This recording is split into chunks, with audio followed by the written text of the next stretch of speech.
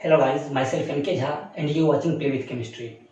इससे previous lecture में हम लोग देखे थे कि रेट ऑफ रिएक्शन को दो भाग में कैटेगराइज कर दिए थे। एक तो था एवरेज एंड दूसरा था इंस्टेंटेनियस। सो आज का लेक्चर जो है मेरा तीसरा लेक्चर है, केमिकल कैमिक्स का लेक्चर है ये।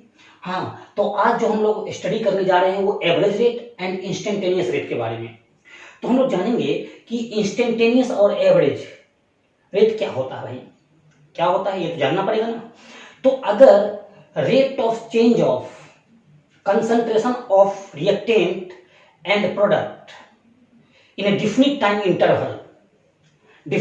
इंटरवल का अगर बात करेगा, मतलब rate of change of concentration of reactant या प्रोडक्ट अगर डिफिनिट टाइम इंटरवल में हो रहा है तो वहां पे हम लोग एवरेज रेट का बात करेंगे।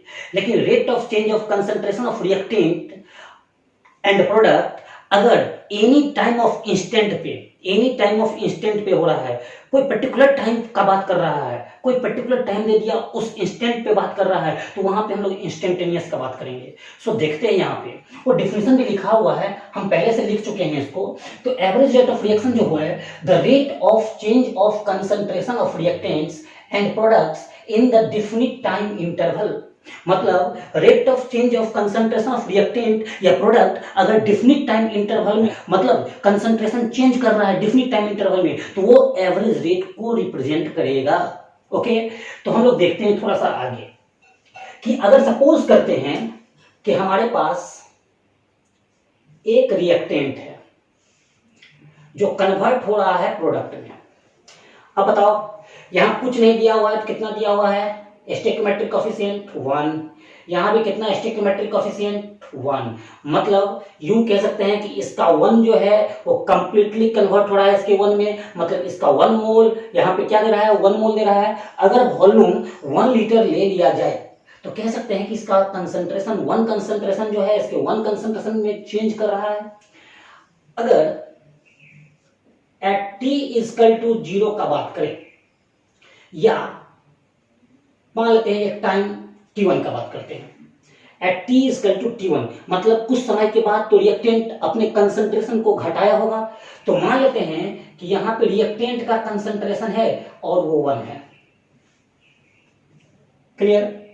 Eight t equal to t1 समय पे रिएक्टेंट का कंसंट्रेशन कितना है? 1 है। तो भाई कुछ अगर ये डिसोसिएट किया होगा तो यहां पे कुछ बना भी होगा, मान लेते हैं क्या? P1। अब सोचिए eight t equal to t2 समय पे इसका कंसंट्रेशन मान लेते हैं वो क्या है? R2 है, जबकि इसका कंसंट्रेशन मान लेते हैं क्या है? P2 है। गौर करें, लेकिन ध्यान दें एट t इक्वल टू 0 पे बात करें, अगर यहां पे एक्स्ट्रा बात है जो एट t इक्वल टू 0 पे बात करें, एट t इक्वल टू 0 पे बात करें तो रिएक्टेंट पूरा का पूरा कंसंट्रेशन ऑफ रिएक्टेंट होगा, जबकि प्रोडक्ट क्या होगा? 0। ये तो हम प्रीवियस क्लास में देख चुके हैं। तो हमने क्या किया है कि दो टाइम इंटरवल को ले लिया है, एक t1 दूसरा t2, और वहां पे मेंशन कर दिया है कि अगर t1 समय है तो रिएक्टेंट का कंसंट्रेशन R1 है और t2 समय है तो रिएक्टेंट का कंसंट्रेशन क्या है? R2 है। सो अगर हम यहां पे एवरेज रेट का बात करें, क्या है भाई? ROR, rate of reaction average. तो एवरेज रेट का बात करेंगे तो चेंज इन कंसंट्रेशन किसका? अगर मान लेते हैं एवरेज रेट का बात कर रहे हैं तो यहां पे सपोज करो, ऐसे नहीं लिखो, R एवरेज किसके लिए? रिएक्टेंट का। तो बोलो रिएक्टेंट का क्या होता है? Disappearance, D concentration, del concentration of क्या हो जाएगा? R upon delta T. गौर करिएगा, यहां पे फाइनल क्या है भाई? माइनस तो लगा ही रहेगा क्योंकि डिसअपीयरेंस होता है। यहां पे हो जाएगा R2 माइनस क्या? R1 अपॉन कितना? T2 minus T1।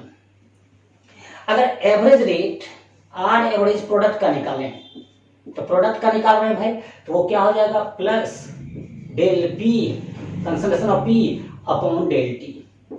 तो चेंज प्रोडक्ट में क्या हो रहा है? Product P2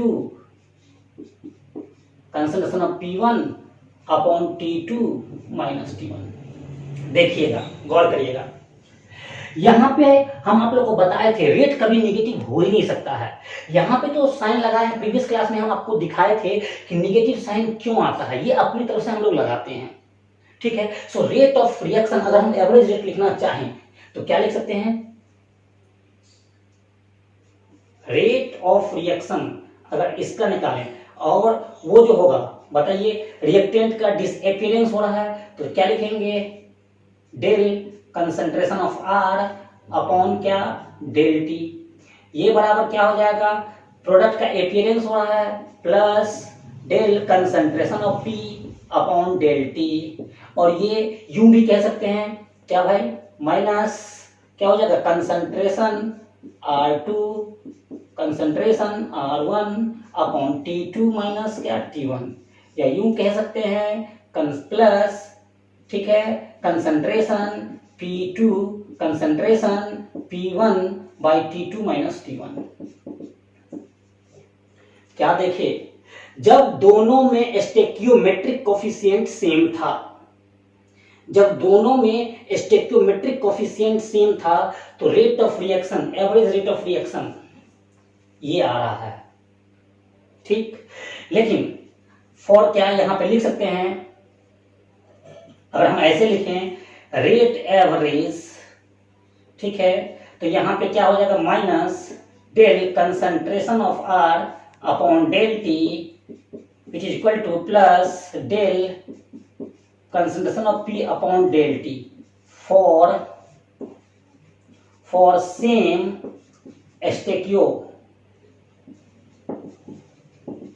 stoichiometric coefficient, stoichiometric coefficient. देखिए यहां पे जब स्टोइकियोमेट्रिक कोफिशिएंट क्या था, सेम था, लेकिन अगर डिफरेंट स्टोइकियोमेट्रिक कोफिशिएंट होगा तो आर एवरेज जो हो जाएगा वो minus 1 upon N R del concentration of R upon del T which is equal to plus 1 upon N P del concentration of P upon del T for different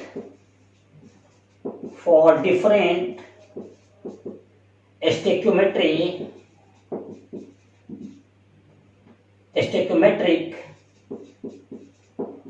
coefficient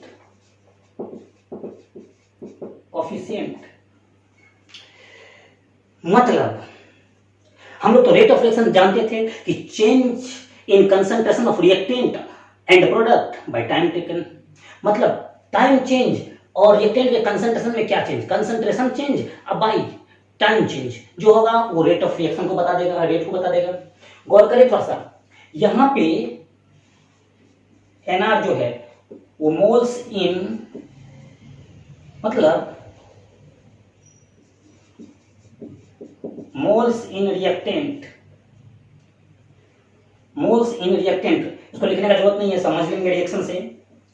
जो भी stoichiometric coefficient लगा होगा reaction में उसको यहां पे नीचे में लेके आएंगे।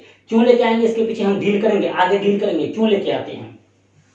गौर करें, एग्जांपल देखें, अगर सपोज करते हैं कि हमारे पास 2a प्लस बी गिव्स, मान लेते हैं 3c, ऐसा कोई रिएक्शन है और इसमें हमको एवरेज रेट लिखना है, एवरेज रेट ऑफ रिएक्शन लिखना है, तो कैसे लिखेंगे भाई, तो average rate of reaction R average equal to, बताओ ये क्या है, रिएक्टेंट, यहाँ पे स्टोइकियोमेट्रिक कोफिशिएंट कितना है 2, यहाँ पे कुछ नहीं है कितना है 1, यहाँ पे स्टोइकियोमेट्रिक कोफिशिएंट कितना है 3।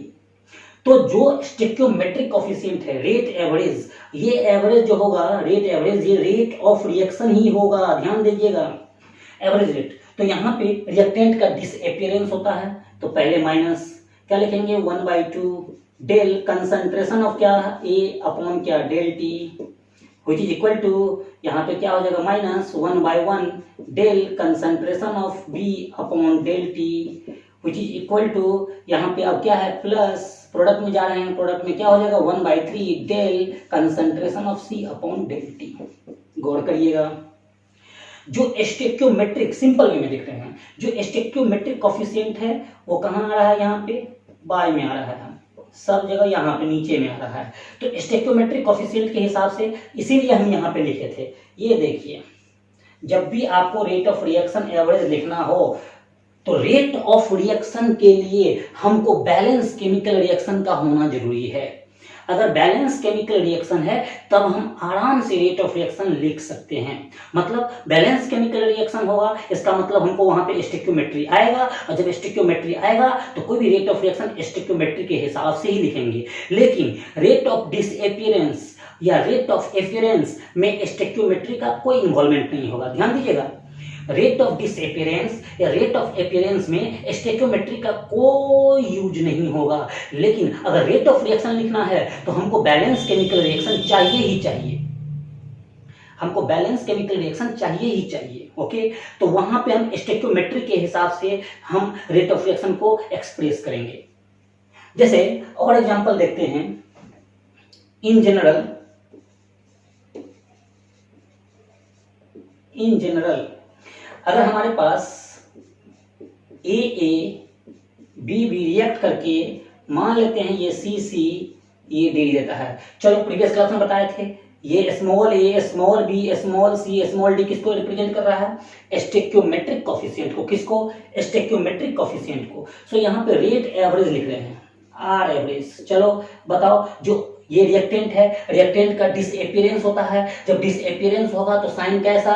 Negative sign. तो पहले नेगेटिव साइन। अब बताओ यहाँ पे स्टोइकियोमेट्री कितना है? स्मॉल ए, तो वो 1/a। ये क्यों नीचे में आता है ये हम आगे दिखाएंगे, आप लोग को टेंशन नहीं लेना है। ओके, यहाँ पे क्या हो जाएगा? Del concentration of A upon del T. Okay, अब आ जाते हैं इक्वल टू, क्योंकि रेट तो बराबर होगा तो अब डिसअपीयरेंस और अपीयरेंस दोनों जो होगा वो बराबर होगा। अब यहाँ पे बात कर रहे हैं, तो ये भी क्या है? रिएक्टेंट में, तो माइनस साइन। अब बताओ स्टोइकियोमेट्री कितना है? बी, तो 1/b क्या हो जाएगा? डेल बी अपॉन क्या? Del T. ये इक्वल टू, अब कहां पे आ रहे हैं? ये टोटल का टोटल रिएक्टेंट में था, जबकि ये टोटल का टोटल कहां पे है? प्रोडक्ट में। प्रोडक्ट का क्या होता है? एपियरेंस। रिएक्टेंट का क्या होता है? डिसअपीयरेंस। यहाँ पे जो डिसअपीयरेंस, तो साइन हम अपनी तरफ से क्या लगाए थे? माइनस। जो प्रीवियस क्लास में हम आपको दिखाए भी थे कि माइनस क्यों लगाते हैं, क्योंकि हमको पता है रेट निगेटिव हो नहीं सकता है, ये तो हम अपनी तरफ से लगाते हैं। क्यों लगाते हैं वो प्रीवियस क्लास में, मेरा प्रीवियस लेक्चर आप देख लो। ओके, अब यहाँ पे बात कर रहे हैं तो ये क्या हो जाएगा? प्लस, क्योंकि अपीयरेंस होता है प्लस साइन। अब यहाँ पे स्टोइकियोमेट्री कितना है? स्मॉल सी, तो 1/c delta concentration of C upon del T.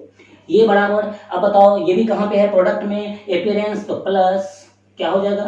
1/d concentration of D upon del T. ये तो था क्या? एवरेज रेट ऑफ रिएक्शन हम लोग समझ गए। क्या समझे भाई? Rate of change of concentration of reactant and product in definite time interval. Rate of change of concentration of reactant and product in A definite time interval, तो वो कहलाएगा एवरेज। और rate of change of reactant and product in a particular time या instant of time, कोई particular instant of time का बात करेगा तो वहां पे इंस्टेंटेनियस का बात करेंगे। ठीक है, तो हम लोग आप चलते हैं क्या? ये तो था एवरेज रेट। मतलब एवरेज रेट हम लोग कैसे निकालेंगे और कैसे रिप्रेजेंट करेंगे एवरेज को। अब हम लोग आते हैं क्या? इंस्टेंटेनियस। तो इंस्टेंटेनियस में क्या है भाई? The rate of change of concentration, कोई भी specific rate, the rate of change of concentration मतलब specific rate of any one of the reactant और product of a reaction at any instant of time. देखिए यहां पे instant of time, जबकि यहां पे डिफिनिट टाइम इंटरवल। जब rate of change of reactant या प्रोडक्ट अगर डिफिनिट टाइम इंटरवल का बात करेगा तो वहां पे हम आर एवरेज का बात करेंगे, रेट एवरेज का बात करेंगे। लेकिन इंस्टेंट ऑफ टाइम का बात करेगा, पर्टिकुलर इंस्टेंट ऑफ टाइम का बात करेगा तो वहां पे हम लोग इंस्टेंटेनियस का बात करेंगे। अब देखिए भाई, इंस्टेंटेनियस के लिए हम लोग को कुछ नहीं करना है, सब कुछ यही होगा। सिर्फ और सिर्फ जहां जहां डेल का इस्तेमाल किए हैं वहां वहां डी हो जाएगा। जैसे सपोज करते हैं कि अगर रिएक्टेंट से प्रोडक्ट जाता है, ठीक, अब बताओ कुछ नहीं दिया हुआ तो स्टोइकियोमेट्री कितना मान लेंगे? 1। यहां भी क्या हो जाएगा? 1 वर्क करेगा। तो अगर हम इसके लिए रेट इंस्टेंटेनियस लिखना चाहें तो ये इंस्टेंटेनियस रेट क्या हो जाएगा भाई, बताओ। रिएक्टेंट का क्या होगा, डिसअपियरेंस, डिसअपियरेंस मतलब क्या, माइनस, अब यहाँ पे D concentration of R upon क्या, D T, which is equal to, ये प्रोडक्ट है तो यहाँ प्लस क्या हो जाएगा, D concentration of P upon क्या, डी टी। देखिए कैसे पता करेंगे कि ये एवरेज है, तो एवरेज में डेल का इस्तेमाल होगा। कैसे पता करेंगे इंस्टेंटेनियस है, तो इंस्टेंटेनियस में स्मॉल डी मतलब इन्फिनिटिसली स्मॉल, इन्फिनिटिसली स्मॉल, तो वहां पे हम लोग क्या स्मॉल डी का इस्तेमाल करेंगे। अब सपोज करते हैं एग्जांपल लेके देखें, एग्जांपल लेके देख रहे हैं। एग्जांपल में अगर मान लेते हैं क्या 2a प्लस बी और ये फिर पुनः क्या देता है 3c, तो चलो भाई इंस्टेंटेनियस रेट लिखते हैं, तो आर इंस्टेंटेनियस वो क्या हो जाएगा, बोलो, फिर अभी वही सेम चीज होगा। बताओ इसका स्टोइकियोमेट्रिक कितना है 2, इसका स्टोइकियोमेट्रिक नहीं दिया है कितना है 1, इसका कितना है 3 है। तो जो स्टोइकियोमेट्रिक कोफिशिएंट होता है वो नीचे में आ जाता है अपॉन, तो यहाँ पे रिएक्टेंट है तो रिएक्टेंट का डिसअपियरेंस होगा, पहले माइनस साइन। अब बताओ स्टोइकियोमेट्रिक कितना है 2, तो 1/2 क्या हो जाएगा, D concentration of A upon D T, which equal to A का काम तमाम। अब बी में आते हैं, बी में आते हैं, ये बी कहाँ पे मौजूद है, रिएक्टेंट में, तो क्या करेंगे माइनस साइन। अब बताओ स्टोइकियोमेट्रिक कितना है 1, तो 1/1, लिखना चाहो लिखो, नहीं लिखना चाहो तो चल सकता है, क्योंकि 1/1 1 ही होगा।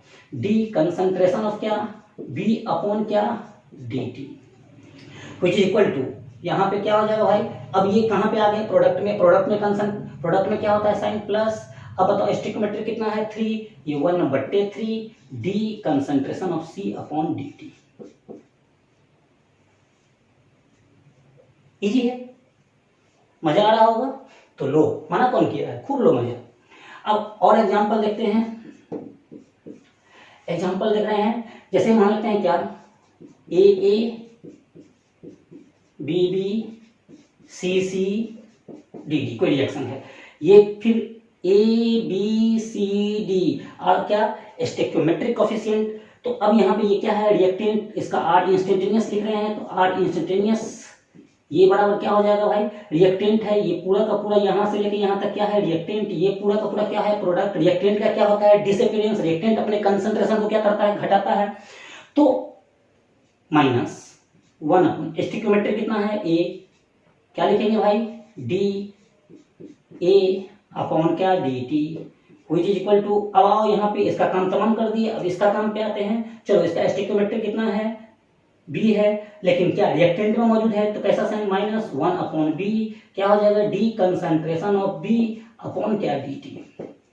चलो आ जाओ प्रोडक्ट में, आ जाओ प्रोडक्ट में आते हैं, तो +1 अपॉन सी डी क्या C/dt, ठीक है, विच इज इक्वल टू क्या हो जाएगा +1/d D concentration of D upon D T. तो इस तरह से लिख सकते हैं। अब यहाँ पे एनी इंस्टेंट ऑफ टाइम का मतलब क्या हुआ, यहाँ पे एनी इंस्टेंट ऑफ टाइम का मतलब क्या होगा, देखते हैं थोड़ा सा।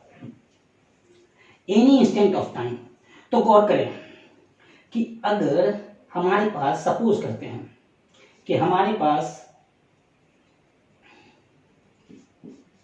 Delta C upon delta T है, हमारे पास क्या है delta C upon delta T, तो delta C upon delta T, तो ये एवरेज हो गया।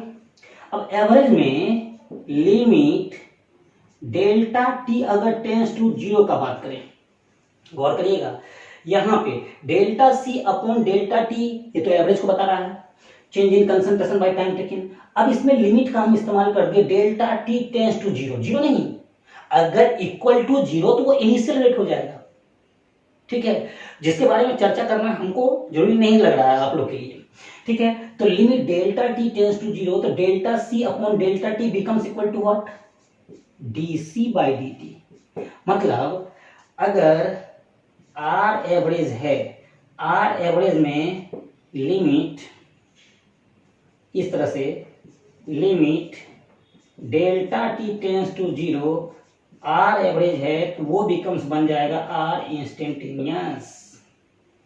ध्यान दीजिएगा, लिमिट अगर टेंस टू 0 का बात करें, डेल्टा टी टेंस टू 0, तो एवरेज में अगर लिमिट लगा देंगे तो वो इंस्टेंटेनियस बन जाएगा। जैसे ये आईआईटी में पूछ चुका है, आईआईटी में देखते हैं एग्जांपल क्या है भाई, कैसे निकालेंगे। N2 3H2 gives 2NH3। ये शायद IIT 2003 में पूछा हुआ है शायद। तो इसमें हमको कह रहा है क्या कि रेट लिखिए। तो चलो हम अगर आर एवरेज लिखना चाहें, रेट एवरेज, तो क्या हो जाएगा बोलिए। यहाँ पे कुछ नहीं है, स्टेटमेंट कितना है 1, यहाँ पे कितना है 3, यहाँ पे 1 था, यहाँ पे कितना है 2। ये क्या है रिएक्टेंट में, तो -1 अपॉन कितना आ जाएगा 1 D concentration of N2 upon कितना हो जाएगा dt। ये बराबर क्या हो जाएगा, ये क्या है रिएक्टेंट में कैसा साइन माइनस, ये स्टेटोमेट्री है 1/3 क्या हो जाएगा D concentration of H2 upon क्या dt। ये क्या है प्रोडक्ट में है, प्रोडक्ट का एपियरेंस होगा, तो एपियरेंस होगा तो कैसा साइन प्लस और 1/2 डी कंसंट्रेशन ऑफ क्या NH3/dt। सॉरी यहाँ पे ये इंस्टेंटेनियस लिखे हैं। अगर इसी को एवरेज में लिखें आर एवरेज, तो वो कैसे लिखेंगे 1/1 डी डेल कंसंट्रेशन ऑफ क्या N2 अपॉन डेल्टा टी। ये बराबर क्या हो जाएगा -1/3 del concentration of H2 by delta T. ये बराबर क्या हो जाएगा प्लस 1/2 डेल कंसंट्रेशन ऑफ क्या NH3 बाई डेल्टा टी। तो यहां पे हम लोग देखें क्या एवरेज और क्या इंस्टेंटेनियस रेट। अभी हम लोग देख रहे थे क्या एवरेज रेट देखे हैं और इंस्टेंटेनियस रेट। एवरेज रेट को इस तरह से रिप्रेजेंट करेंगे जो देख लिए हैं, और इंस्टेंटेनियस को इस तरह से। दोनों में सेम है, सिर्फ अंतर क्या होगा डेल का और डी का अंतर होगा। ओके, तो आप इसका स्क्रीनशॉट ले लें या इसको नोट कर लें, फिर देखते हैं आगे। तो चलें फिर आगे बढ़ते हैं, थोड़ा सा आगे बढ़ते हैं। तो अब हम लोग जानेंगे क्या experimental determination of rate of reaction, मतलब ग्राफिकल मेथड से रेट ऑफ रिएक्शन को हम लोग जानेंगे। तो हम लोग क्या पढ़े थे, रेट ऑफ रिएक्शन को दो भागों में कैटेगराइज कर दिए थे, एक कौन एवरेज, दूसरा क्या इंस्टेंटेनियस। उसी का ग्राफिकल मेथड हम लोग देख रहे हैं। क्या है भाई देखिए, तो अभी हम लोग चल रहे हैं क्या calculation of average rate of reaction. Suppose करते हैं कि हमारे पास रिएक्टेंट आर जो कन्वर्ट हो रहा है प्रोडक्ट में, मतलब ऐसा कोई रिएक्शन है। Okay, at T equal to 0 पे मान लेते हैं इसका कंसंट्रेशन कितना होगा, आर का कंसंट्रेशन 0 समय पे, और आपको पता है प्रोडक्ट 0 होगा। ठीक है, eight T equal to T1 समय पे मान लेते हैं कि इसका कंसंट्रेशन आर है, लेकिन वो कौन सा समय है, पहला समय। तो यहाँ पे जो होगा वो कंसंट्रेशन कुछ बनेगा P1 मान लेते हैं। Eight T equal to T2 समय पे इसका कंसंट्रेशन जो है आर का वो 2 समय पे, ये इंडिकेट कर रहा है, ये 0 समय पे, 1 समय पे, 2 समय पे। तो यहाँ प्रोडक्ट क्या हो जाएगा 2 हो जाएगा।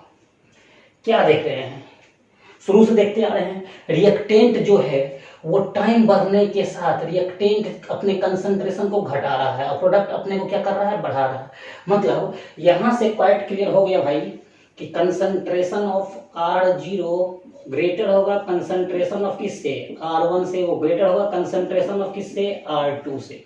ध्यान दीजिएगा, मतलब ये कंटिन्यूअस कंसंट्रेशन, ये जो कंसंट्रेशन होगा वो इससे क्या होगा ज्यादा, फिर ये क्या होगा, ये जो है ये कंसंट्रेशन जो होगा इससे ज्यादा होगा, फिर ये कंसंट्रेशन जो होगा इससे ज्यादा होगा। सिमिलरली यहाँ पे हम लोग कह सकते हैं, मतलब रिएक्टेंट अपने को घटाता है, प्रोडक्ट अपने को बढ़ाता है। मतलब यहाँ पे इस केस में, इस दोनों के केस में हम लोग कहते हैं कंसंट्रेशन ऑफ P2 समय पे वो ज्यादा हो जाएगा किससे, P1 से। अब अगर ग्राफ देखें तो ग्राफ देख रहे हैं, ग्राफ किसके बीच में देख रहे हैं भाई, आइए यहां पे कंसंट्रेशन एक्सिस ले लेते हैं और यहां पे टाइम एक्सिस। ये कंसंट्रेशन को बता रहा है, ये टाइम को बता रहा है। यहाँ पे 0,0 इसको मान लेते हैं, कोई भी एक्सिस मान लो, एक्स वाई कोई भी एक्सिस मान लीजिए। अब बताइए अगर हम इसको देखें इस तरह से, रिएक्टेंट से product at T equal to 0 पे ये कितना था भाई 1, ये कितना था 0, at T equal to T समय के बाद 1 - x, यहाँ पे कितना x, स्टोइकियोमेट्रिक हिसाब से 1 1 मोल था तो x फोर 1 मोल है तो x बना 2 मोल होता, 2x बनता 3 मोल होता, 3x बनता, यहाँ 2 मोल होता तो 2x घटता 2 - 2x हो जाता। स्टोइकियोमेट्रिक हिसाब से हम काम कर रहे हैं।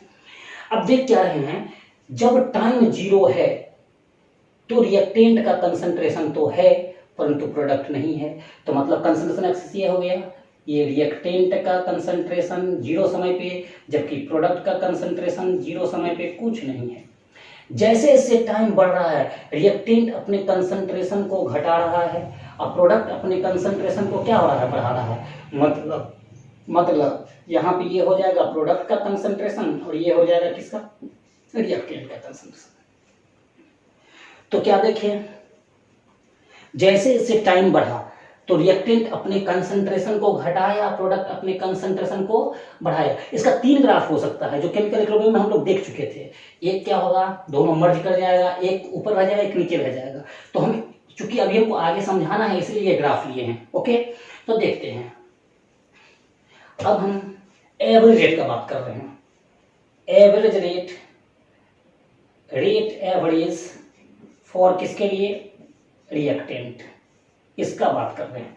तो चलो भाई रिएक्टेंट का बात कर रहे हैं तो रिएक्टेंट में आ जाते हैं, ग्राफ से, ग्राफ के हिसाब से देखते हैं एवरेज रेट रिएक्टेंट के हिसाब से। यहाँ पे मान लेते हैं ये कैसा एक्सिस, कंसंट्रेशन एक्सिस, ये कैसा एक्सिस, टाइम एक्सिस।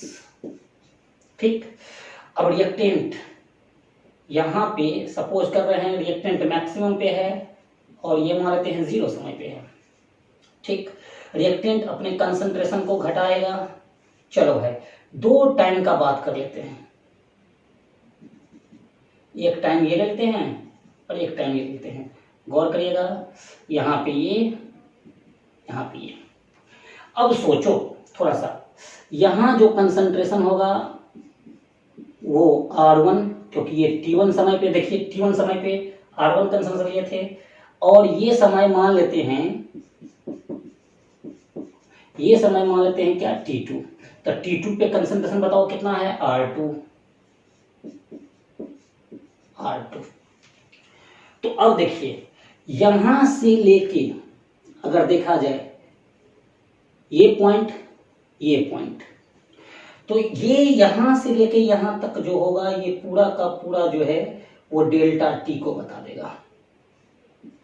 ठीक, और यहां से लेके यहां तक जो है ये किसको बता देगा, डेल्टा R को, मतलब डेल्टा कंसंट्रेशन ऑफ R को। ठीक है, अब देखिए, सो यहां से इसके लिए हम R एवरेज निकालें तो R एवरेज इक्वल टू, चूंकि डिसअपियरेंस हो रहा है और डिसअपियरेंस में क्या होगा भाई, R एवरेज निकाल रहे हैं तो क्या हो गया, फाइनल, फाइनल क्या था R2, इनिशियल कितना है R1, फाइनल टाइम कितना था T2, इनिशियल टाइम कितना था T1। और चूंकि यहां गौर करें, यहां गौर करें R2 जो है वो छोटा है किससे, R1 से, वैल्यू क्या आ जाएगा, नेगेटिव। तो यहां पे अपने तरफ या अपनी तरफ से लगा दो negative, concentration of R2, concentration of क्या R1, डिसअपियरेंस हो रहा है बाई T2 माइनस T1, ये R एवरेज को बता दिया। अब थोड़ा सा रेट एवरेज, R एवरेज किसके लिए बात कर रहे हैं, प्रोडक्ट के लिए। प्रोडक्ट के लिए अगर हम बात करें तो फिर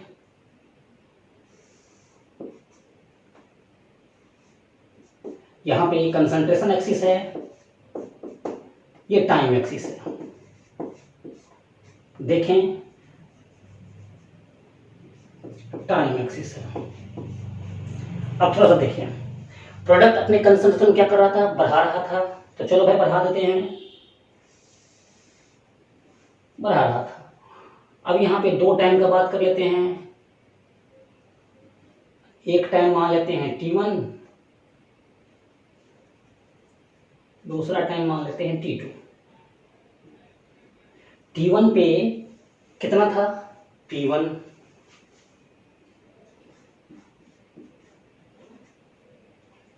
T2 पे कितना है कंसंट्रेशन ऑफ P2, और यहाँ पे जीरो समय पे कंसंट्रेशन कितना, तो कुछ नहीं, जीरो, ये जीरो, ठीक है। सो यहाँ से अगर इसको बढ़ा दिया जाए तो यहाँ से लेके यहाँ तक डेल्टा टी को बता देगा, और यहाँ से लेके यहाँ तक delta concentration of P upon क्या, सॉरी, अब इसका एवरेज निकालें तो आर एवरेज जो हो जाएगा वो क्या हो जाएगा, del P by del T plus में, क्योंकि एपिरेंस होता था तो यहाँ पे क्या लिखेंगे भाई, concentration of P2 concentration of P1 by T2 minus T1। ये तो हम लोग देखे क्या, एवरेज रेट देखे हैं, ठीक है। और एवरेज में दो ग्राफ लिए हैं, एक तो रिएक्टेंट के लिए, दूसरा क्या, प्रोडक्ट के लिए। रिएक्टेंट का डिसअपीयरेंस हो रहा था, नेगेटिव साइन अपनी तरफ से लगा दिए, और प्रोडक्ट का क्या हो रहा था, अपीयरेंस हो रहा था, तो पॉजिटिव साइन लगा दिए। क्लियर। और उसके बारे में फर्दर प्रीवियस क्लास में हम लोग बहुत कुछ देखे हुए हैं, एनालाइज करिएगा। अब हम लोग बात कर रहे हैं क्या, सेकेंड में आ जाते हैं,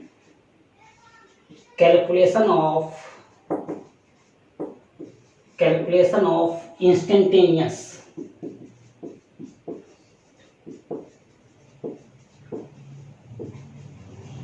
rate of reaction, calculation of instantaneous rate of reaction. चलिए देखते हैं इंस्टेंटेनियस। तो सेम घटनाओं यहाँ पे भी वही बात, अगर बात करें यहाँ पे लेते हैं, ये एक्सिस कंसंट्रेशन को बता रहा है और ये एक्सिस किसको बता रहा है, टाइम को, ठीक। रिएक्टेंट अपने कंसंट्रेशन क्या कर रहा था, घटा रहा था, ठीक है। तो ये जो हम बात कर रहे हैं ये इंस्टेंटेनियस जो निकाल रहे हैं किसके लिए, रिएक्टेंट के लिए, ओके। तो यहाँ पे इसका कंसंट्रेशन कितना था भाई, आर, जो जीरो समय पे था। चलो अब यहाँ पे पर्टिकुलर इस टाइम का बात करें, मान लेते हैं इसका टाइम मान लेते हैं क्या है, टी समय का बात करें। जब टी समय पे हम लोग करेगा तो यहाँ से क्या करेंगे, एक टेंजेंट ड्रॉ कर देंगे इस तरह से, और जो स्लोप ऑफ टेंजेंट होगा वही इंस्टेंटेनियस को बता देगा।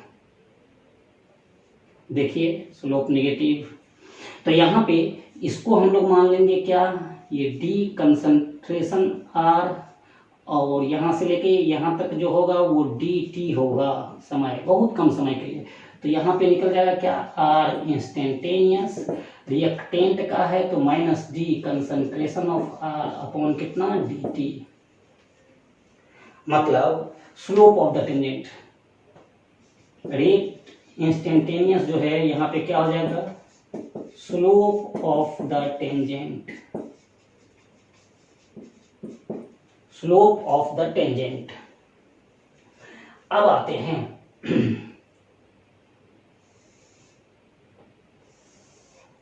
प्रोडक्ट का कंसंट्रेशन, यहाँ कंसंट्रेशन एक्सिस लेते हैं, फिर यहाँ पे टाइम एक्सिस लेते हैं, ठीक।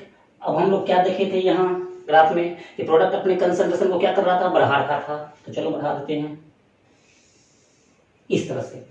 अब पर्टिकुलर इस टाइम का बात कर रहा है और इसका टाइम मान लेते हैं टी, इस टाइम पे बात कर रहा है, तो भाई एक पर्टिकुलर टाइम पे बात करेगा, इंस्टेंट ऑफ टाइम बात करेगा, तो क्या करेंगे, एक टेंजेंट ड्रॉ कर लेते हैं। टेंजेंट ड्रॉ करने के बाद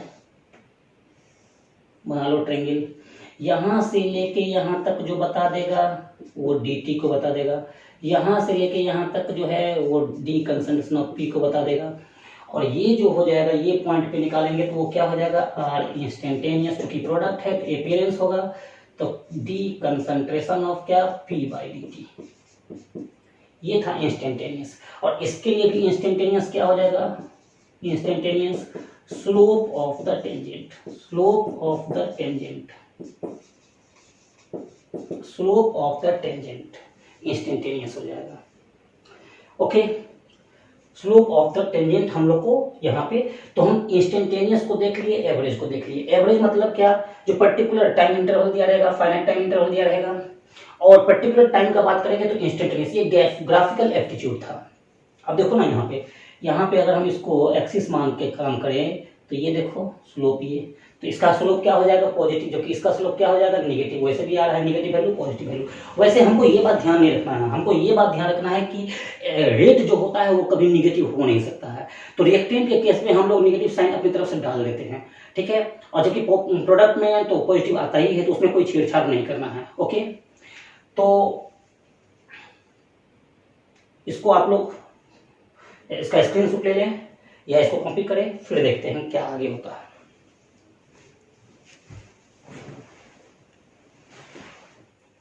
तो थोड़ा सा हम लोग आगे चलते हैं और जो अभी हम लोग पढ़े हैं उस पर कुछ न्यूमेरिकल देखते हैं, ठीक है, जो ऑब्जेक्टिव टाइप का है और कुछ कंपटीशन वगैरह में पूछा हुआ है उसको हम लोग देखते हैं, हैंडल करते हैं, ठीक है।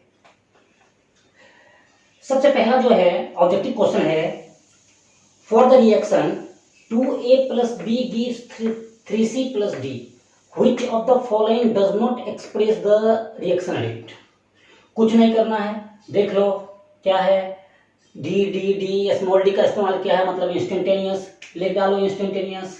सो आर इंस्टेंटेनियस जो हो जाएगा वो हो जाएगा, ये रिएक्टेंट है तो रिएक्टेंट में क्या हो जाएगा भाई, -1/2 D concentration of A upon क्या D T, which is equal to, इसके पीछे में कुछ क्या है, स्टोइकोमेट्रिक कोएफिशिएंट 1 है तो क्या हो जाएगा -1/1 D concentration of B upon कितना डी टी।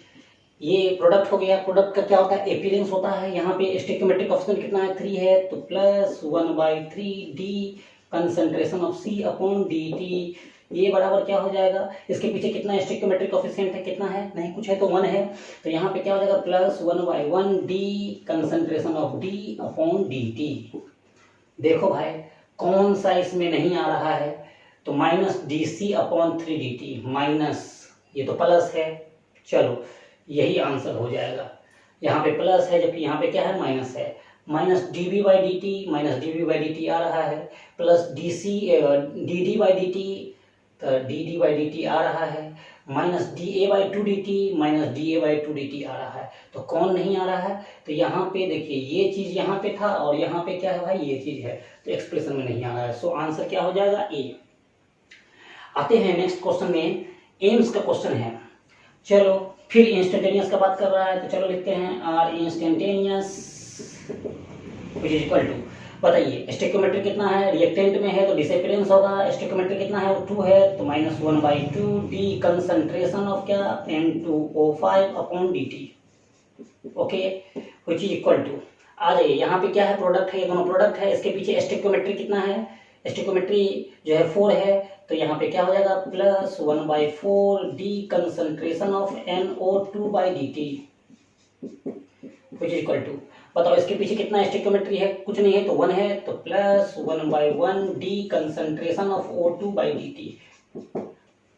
तो यहाँ जो देख रहे हैं ऑप्शन में, वो 4 ऑप्शन में तो सिर्फ और सिर्फ इसका इस्तेमाल किया है, इसका तो क्या ही नहीं है, तो इसको छांट दो।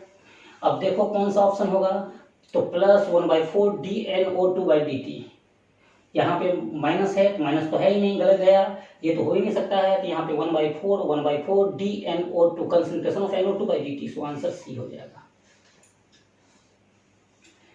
अब जो क्वेश्चन है, consider the reaction N2 gaseous 3H2 gaseous 2NH3 gaseous, the equality relation between this and this is. अब यहाँ पे कुछ महान आत्मा के दिमाग में आ रहा होगा एक बात, कुछ जो महान आत्मा है उनके दिमाग में, जहन में एक बात आ रही होगी कि सर यहाँ पे N2 गैसियस गैसियस गैसियस, इससे प्रीवियस क्लास में आप बताए थे एक्वस और गैसियस फेज में, तो एक्वस फेज में जो था वो कंसंट्रेशन टर्म का इस्तेमाल किए थे, जबकि यहाँ पे गैसियस फेज का इस्तेमाल कर रहा है और तब कंसंट्रेशन लिख दिया, ये कैसे हो गया, तो बिल्कुल ये होगा, कैसे होगा आप देखो इसको हम क्लियर करते हैं, तो परेशान नहीं होना है, देख लीजिए। फॉर आइडियल गैस इक्वेशन क्या होता है भाई, PV = nRT, यही होता है। अब इसको और अपन लिख सकते हैं P बराबर बट N/V/RT, ये तो लिख सकते हैं। अब हमको पता है, चूंकि जानते हैं, चूंकि P बराबर N/V/RT, N/V मोल बटे वॉल्यूम जो होता है वो कंसंट्रेशन होता है, तो P बराबर क्या हो जाएगा CRT, कंसंट्रेशन RT। देखो कंसंट्रेशन RT, यहाँ हमको पता है कि R जो होता है यूनिवर्सल गैस कांस्टेंट होता है। अगर टेम्परेचर को कांस्टेंट मान लिया जाए, if T equal to constant, तो जब T इक्वल टू कांस्टेंट हो जाएगा तो ये भी कांस्टेंट ये भी कांस्टेंट, दोनों को निकाल लो। इसका मतलब pressure directly proportional to concentration, मतलब ये रिएक्शन जो दिया होगा क्वेश्चन में वो कांस्टेंट टेम्परेचर का बात किया होगा, और कांस्टेंट टेम्परेचर पे प्रेशर को कंसंट्रेशन के टर्म में हम लोग लिख सकते हैं। देखिए, क्योंकि प्रेशर डायरेक्टली प्रोपोर्शनल टू क्या हो गया, कंसंट्रेशन। अब सवाल ये उठता है कि ये रिएक्शन दिया है, चलो तो रिलेट करते हैं, तो क्या हो जाएगा R instantaneous becomes equal to, बताइए इसके पीछे स्टोइकियोमेट्री कितना है 1, तो क्या हो जाएगा -1/1 D कंसंट्रेशन ऑफ किसका N2 का अपॉन कितना dt which is equal to, चलो इसके पीछे स्टोइकियोमेट्री कितना दे दिया है 3, तो 3 दे दिया है, लेकिन चूंकि कहाँ पे है रिएक्टेंट में मौजूद है, जो रिएक्टेंट में होगा उसका डिसअपीयरेंस होगा तो अपनी तरफ से क्या लगाएंगे माइनस साइन।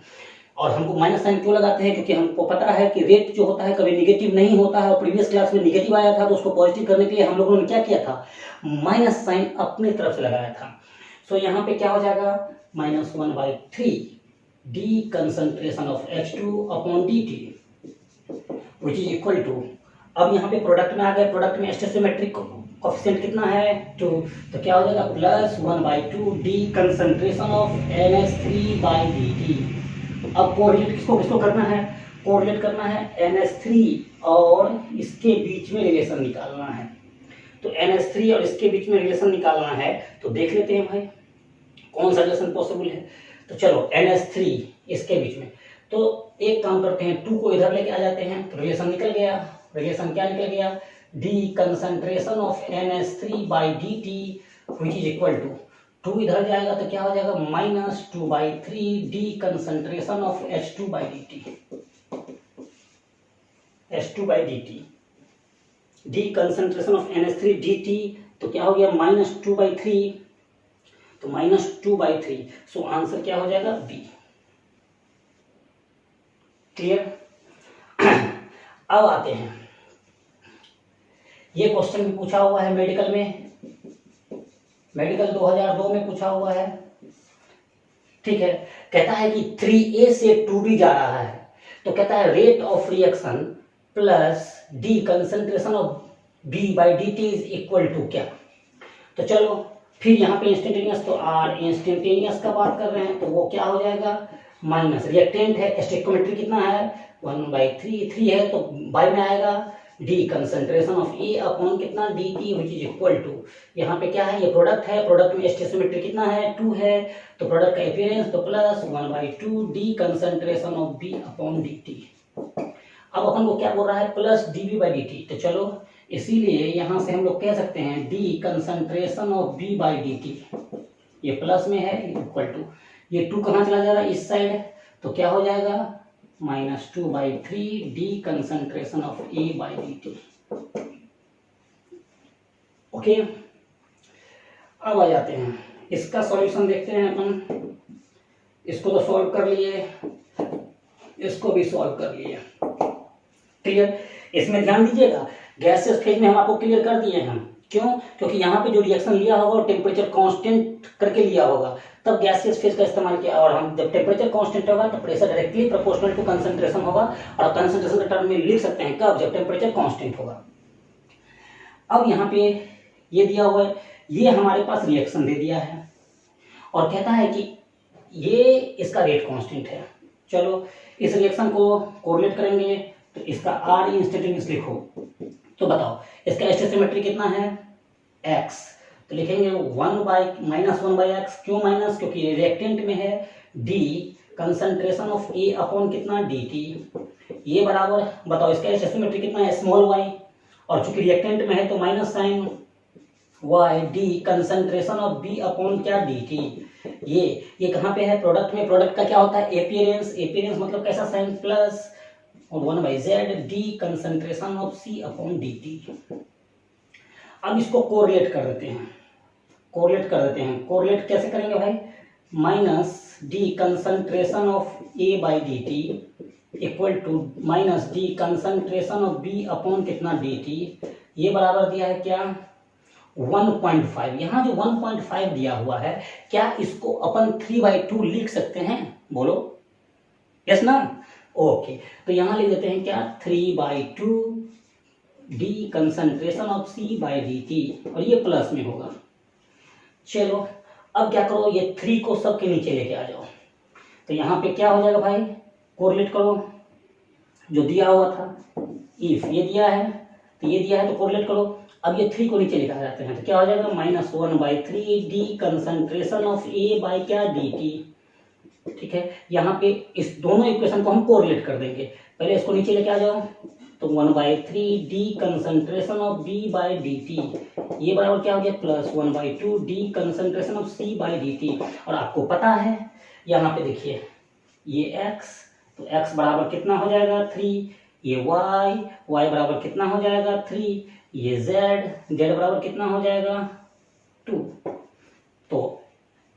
तो यहाँ पे x का वैल्यू हो गया कितना 3, y का वैल्यू हो गया कितना 3, z का वैल्यू हो गया कितना 2, 3 3 2। सो आंसर क्या हो जाएगा C। चलिए इसका स्क्रीनशॉट या इसको कॉपी करिए।